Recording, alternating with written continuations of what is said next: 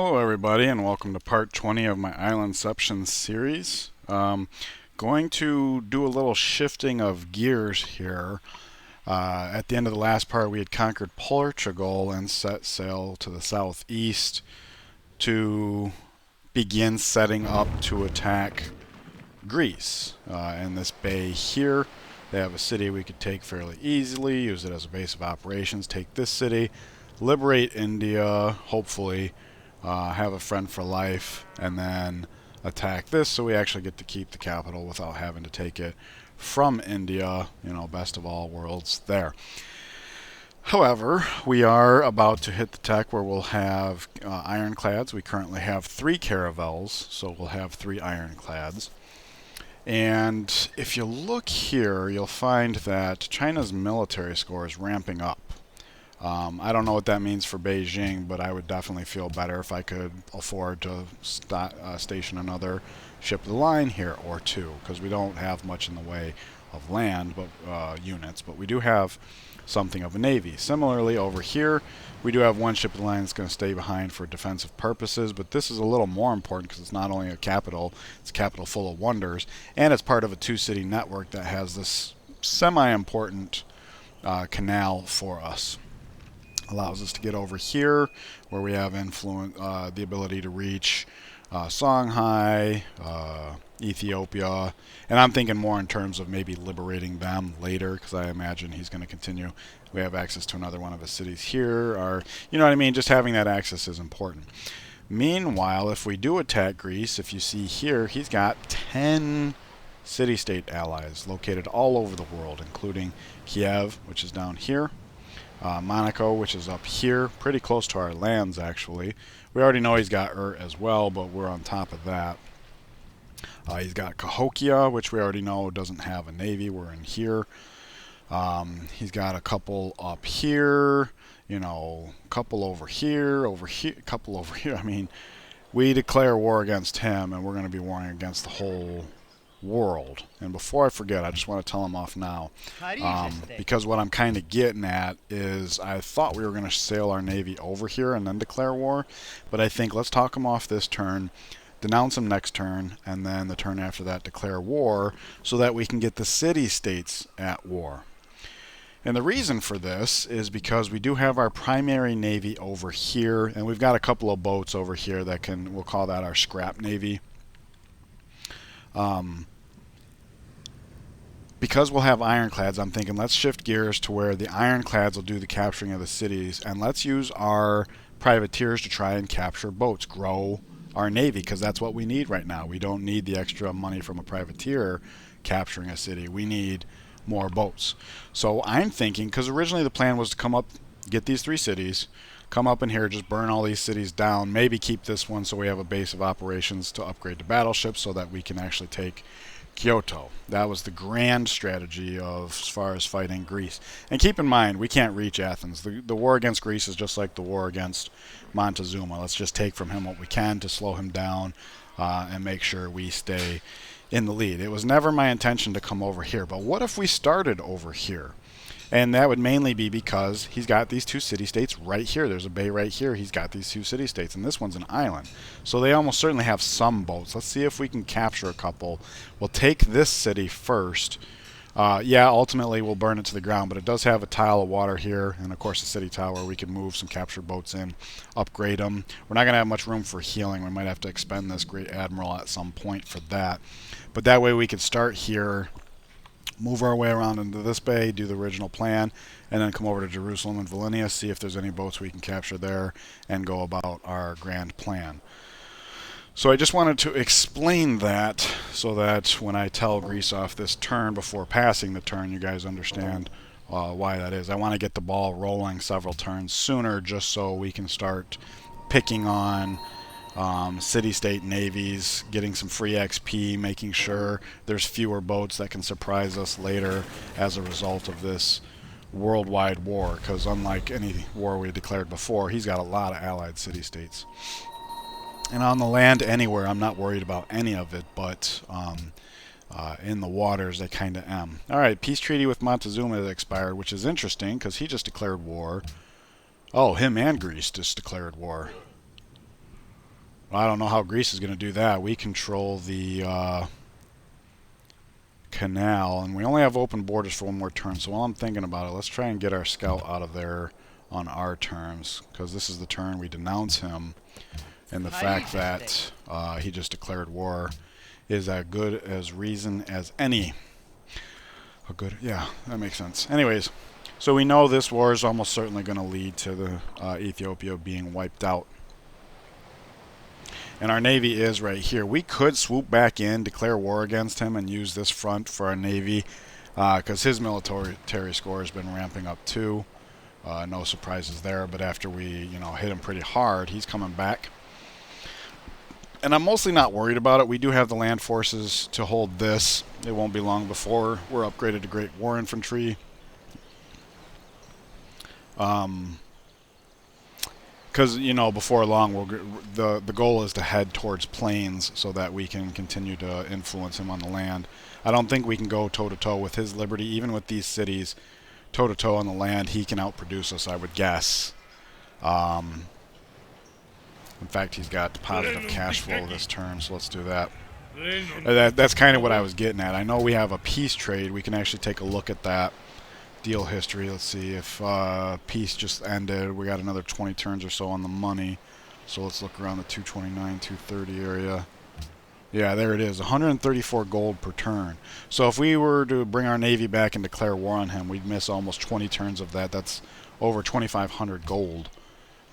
So I'm thinking let's just continue with our plan, and then we can come back here, and if he is wiped out, we'll revive him, at which point, because the whole point is to grow our navy, so we should have a few more boats we could slide in here.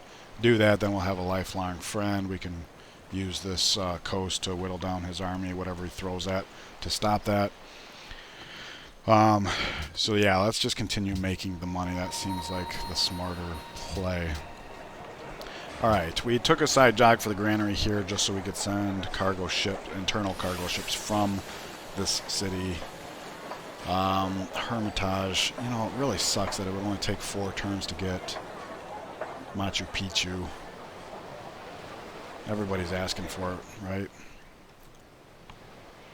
Seems like it. Oh. Just the one. I thought we had received multiple requests for it. Okay, I can't afford... Ugh, that's such a tough call. I'm going to go back to Hermitage. Our culture is absolutely atrocious. Do keep in mind, once Lisbon is finished being in resistance, I counted it up, and if I remember correctly, we'll be getting 10 culture per turn, just out of the wonders, as well as 13 faith, which will double our faith per turn. So our culture game's about to get a little bit better, and of course we have the World's Fair we have to attend to. I think after each of these build projects are finished, we'll switch to the World's Fair, knock that out, and then maybe in the capital get the Writers Guild or the Musicians Guild up so that we can maximize Hermitage. And then mostly I think we should start focusing on the military buildings. In fact, I think science-wise, I want to come up to military science, make sure we can snag Brandenburg Gate. We're right on the cusp of being able to buy a great engineer. Although, funny enough, this is the only city with a religion, so... because all of our grand strategy targets are like steam power, replaceable parts, plastics, electronics, biology. Everything that I'm talking about is late industrial or beyond, whereas this is early industrial, and there are multiple other civs that are into industrial. So I don't want to miss out on that, because if we have Brandenburg Gate and all the military buildings, our planes will come out with air repair, which means, as you saw in the last series, it's just going to be non-stop war. Basically, let's have him scout due west, or this is east. I know that. And we'll have him come straight south. This is why I wanted to see where the Grecian Galeas ended up. We did already denounce him, correct? Yes, okay. So we'll move the Great Admiral down and the privateer down, and then everybody else we can kind of freestyle. We'll have him head straight over here just to get that visibility. And I guess it would make sense to kind of fan out a little bit. We just want to make sure we can reach this guy wherever he ends up going but mostly stay on track heading in this direction. Something like that seems good. When we pass the turn, we'll keep eyes over there. So, originally this guy was going to come down and bring the Admiral over here in preparation for this war, but that's going to be delayed by a number of turns, number one. And number two, I think this would be better as part of our scrap navy, which is over here. We'll get him towards our borders, and we'll have him come down here so we can keep eyes on that. You sit tight. So we kind of have a scrap navy over here. Unfortunately, it's going to take some time for the backup privateer to get over here, but I guess my point is let's reverse course with these guys. Although I might keep this ship of the line in the area because the AI tends not to like to keep still. In fact, I think this knight was on Rhodes last turn, so he'll probably just keep dancing like this in perpetuity, which means 2 turns from now we'll be able to swoop in and just one-shot it. Or if not one-shot it, do significant damage, either or. I'm just going to stop the Great General here so that he can stay safe, and next turn we'll stop and drop a Citadel to steal what I think is the Aztecs' only source of coal. So that seems like a really good use of that. Alright, you feed Hastings. I don't know my alphabet. There we go. Speed up growth by a turn. Nice. Heal, heal, heal. Go to sleep. Alert up. Rip up some roads. Rip up the road. And that is everything this turn. We got a worker that's ready to finish his repair of that citadel.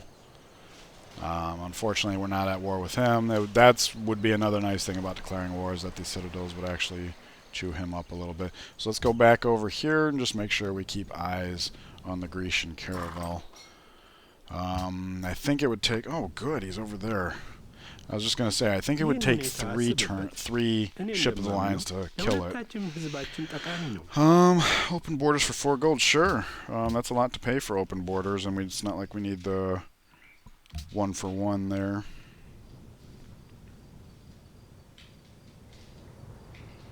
Okay. Steam power is here. And let's go back. I don't like it when it takes focus from me like that. That's a Hong Kong caravel. They're our allies, so we don't have to worry about that. I just want to move these guys to where they have the opportunity. Oh, look, a privateer. Very good to see. They have the opportunity to shoot him, but without being zone of controlled by him from being at war. This guy here, the one I'm highlighting, has only a range of 2, so we need to keep track of him. I think he's the only one with a range of 2 among this force. Yeah, that does seem to be the case. So we'll move these guys like this so that they're past him, and that way when it comes time to declare war, we don't have to worry about a zone of control. Alright, the caravels are mostly healed, so let's move them to the furthest extent before upgrading them. Which with this guy would mean here, because we absolutely cannot move the privateer. We need him healed up all the way, ASAP. There's roads going up on that hill, so I don't know why this particular section of the world, the tile yields keep disappearing. It seems to only be this one spot, which is unfortunate. But I do see that the horses are undeveloped, so after he's done ripping up roads, we will tend to that. Neither one of those tasks is particularly pressing. Hastings, there you go. More secularism science for your observatory multiplier. Incense to Askia is over. Yeah, that's all we can do. Byblos wants Bucharest bullied. Well, we're actually about to provoke them to declare war on us. Desires Machu Picchu. That's funny. Like right when we're about to turn him off, he wants Machu Picchu too. And searches for science. That's unfortunate. We could do that one. Let's see. Egypt has denounced you. Greece has denounced you. Let's repair this one for now. Egypt's actually in a unique position to be one of the last of our victims. His capital is so far away In fact, instead of taking Tokyo and Kyoto, since it just happens to be here on our way, it might be worthwhile to take Kyoto and Osaka just to have a place to jump off from. Wow. Does that mean Halicarnassus? 2, 4, 6... Oh, wait, it's not within... Never mind.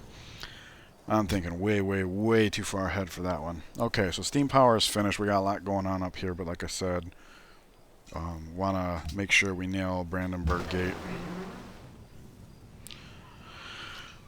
Okay, it is time to declare war against this guy. So let us see who, if anybody, will pay us the most to do that. I wish there was like a global market function in the game, in the UI, that you could like say, oh, who's gonna pay me the most of that? Okay, 4 gold per turn from Egypt. He's our current high bidder. I would try to imitate a auctioneer, but I don't think I could do it very well. Okay, that's definitely better. It's 5.5, 5 1/3. Let's see. Nope.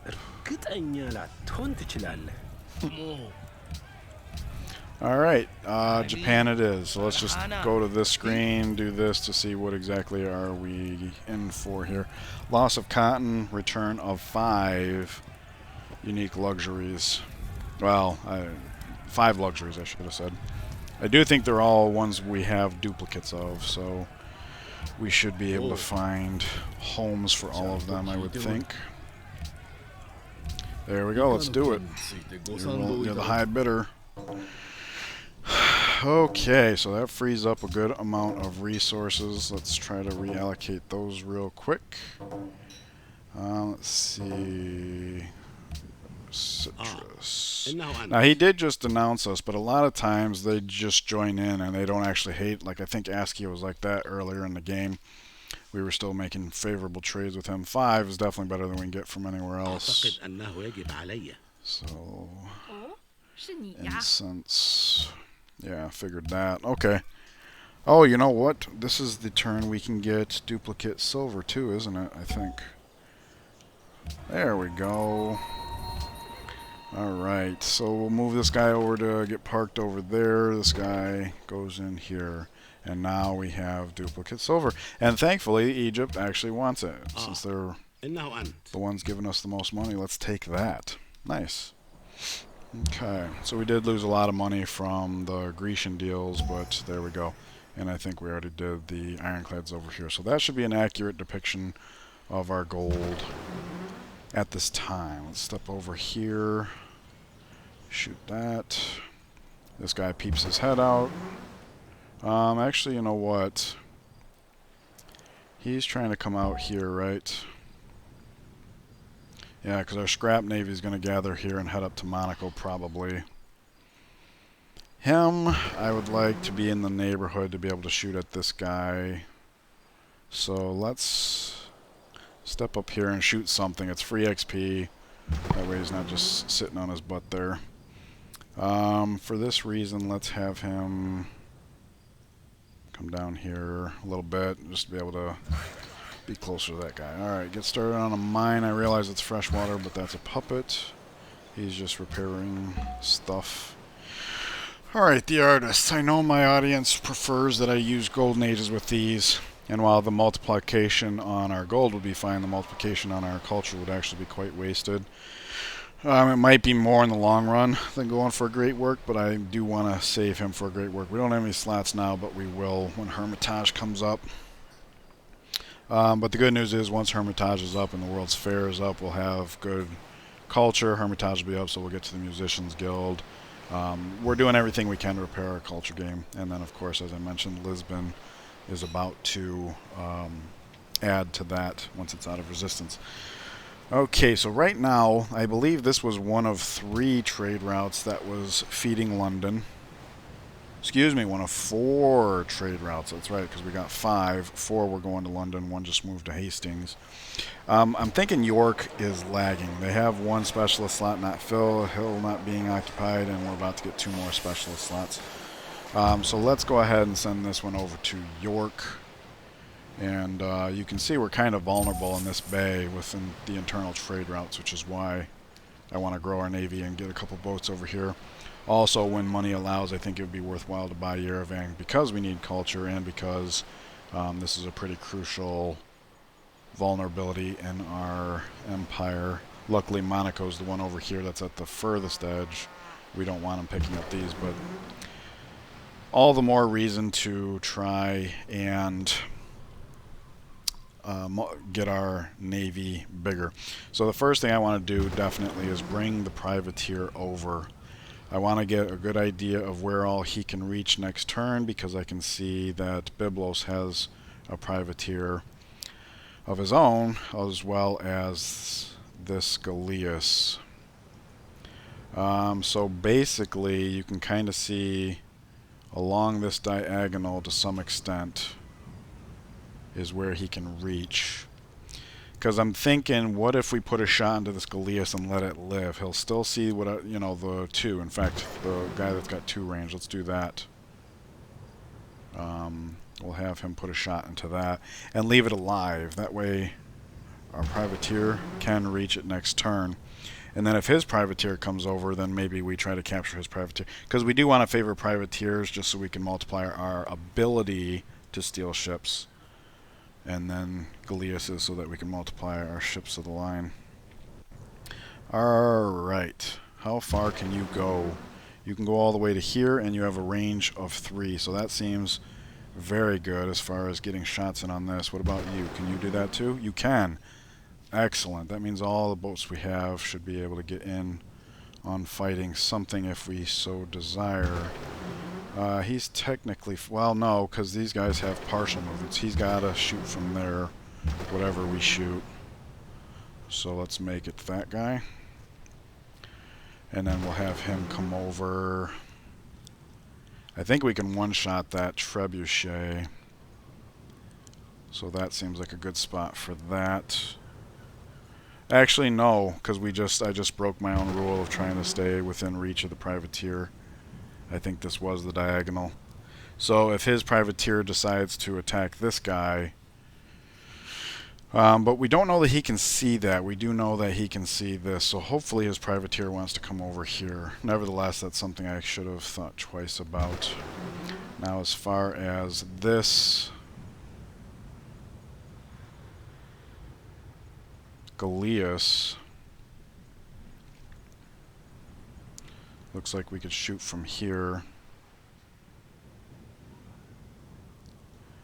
And whoop, whoop, whoop, whoop, whoop. And from here, okay, so these 2 should be able to kill this Galeas. This Galeas is available. Okay, so even if his privateer goes for one of our boats, our privateer can reach his Galeas. So let's do what we can. Oh, there's 2 privateers. Oh, okay. Well, in a way, I guess that's kind of bad news, but we'll do what we can. Privateers don't necessarily have more. So when it comes time for him to make a decision, I don't think he can see any of these boats. This is the boat he can see. This should be where his privateers want to attack. So hopefully our privateer takes one of his. Okay, so it's just going to be a delicate process in general, but as long as we're careful, should be fine. Saw Grecian Galeas show up. So we definitely want to favor Grecian boats over anything, killing them at least. It doesn't matter who we capture as long as we try to capture something every turn. Alright, they did tag team that. Sucks for this boat, but... Okay, we're killing another spy. This time a Chinese one. And a Portuguese one. Go whatever... Go... Gwendolyn. Gwendolyn. I always did like that name. Although I hated Ghouls and Ghosts. Oh, that game was so hard. Alright, demands furs. It's funny, it said Beijing, didn't it? Beijing demands furs. Well, China used to have furs. Maybe they're missing it. I don't know. Whales comes back. Horses comes back. So let's patch that up real quick. Well, I don't know how useful this deal is going to be. This guy is not long for the world. But we'll take what money we can while we can. Horses 3 for 2. Alright. Banzel Congo longs for culture. Quit mocking me. Anyways, he gets the upgrade. So let us take a peek. Japan, I already repaired that, right? Yes. Construction project. Get on the World's Fair. Where are we at? 24%, and we have not begun to chip in. So do keep in mind that 24% is divvied up among 8. I would say 9, but India is currently eliminated. 8. And yeah, Shanghai and Ethiopia probably not. So divvied up maybe among 6. It don't matter as long as, like, say, Greece and Aztecs split the bulk of the hammers. We'll come out ahead. Maybe. I don't know. This is the most far I've ever had to play from behind. Alright, keep in mind the boat that's severely damaged is our guy with only a range of 2. So if we step him down here, it's saying we should be able to kill this. Let me move the Admiral over here to influence that, because we need this guy's shot to be as high yield as possible. Now we need to try and figure out the best way to capture try to capture a privateer this turn. Both of them are out of range of anything that could harm us. Okay, so we'd probably be able to two-shot that, and this one would probably live. Alright, so we want to put 4 shots in here as well as a capture, and it does look like he can reach the one we would need to. So all of that is all good. And if we did capture a privateer here, it would have 9 movement. 1, 2, 3, 4, 5, 6, 7. But that would be within... This is one of the advantages of Byblos, is they had this little outcropping of shallow waters. Bucharest does not have that luxury. So we'd have to try and figure out a way to lure him. I mean, if we're within city bombard, it might not be the worst of things, but as we start capturing boats, we're going to be a little weak. So we want 4 shots going into these 2 guys. We have 1, 2, 3, 4, 5, 6, which frees up 2 shots to go into this. And let's hope the 2 shots don't actually kill this privateer. So the ones that are shooting at this privateer, let's try and get outside the influence of our Great Admiral. We can reach... Let's bring him over. Reach him. Reach him. Alright. And then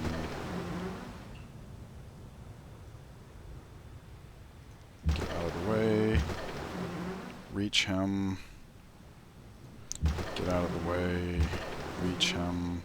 There we go.